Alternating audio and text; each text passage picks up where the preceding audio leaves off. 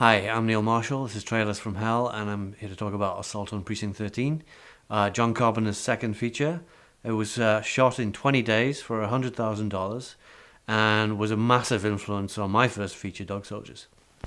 Freeze! So Assault on Precinct 13 was like one of the first movies that I know of that really kind of dealt with gang warfare in Los Angeles, which I think was kind of hitting the headlines at the time. And it's the story of multiple gangs teaming up to lay siege to a police station somewhere in East LA. One of the interesting facts about this film is that the title is actually incorrect. The film takes place in Precinct 9, District 13, and Carpenter's original title for the film was the Anderson Alamo, which kind of had his western roots written clear on his sleeve there for that one. The distributor thought that the title wasn't ominous enough, and the Precinct 9 didn't sound ominous enough either, so they changed it to Assault on Precinct 13 to sound more sinister.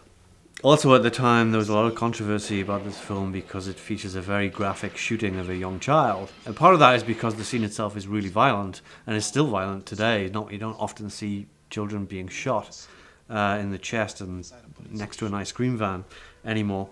But this caused quite a stir, equally because the young child being shot was Kim Richards, who was really famous at the time for doing lots of Disney films like Escape to Witch Mountain. So it became like a double shocker. And I think what they did was they released the film. The MPA said, you can release the film, but only if you cut that scene, and we'll give you an R rating. So they agreed to that, but then released the film uncut. So the scenes remained in the film ever since. One of the things about Assault on Precinct 13 now is like it's held up as being a classic, but it was kind of met with mixed reviews and unimpressive box office when it opened in the States.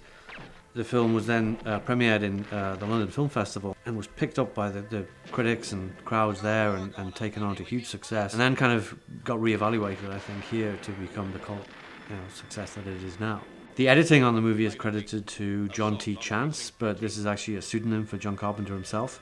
It's the character that John Wayne plays in Rio Bravo, because, again, his influence is playing here. And I know I, for one, have used that pseudonym myself on a couple of films that I've edited.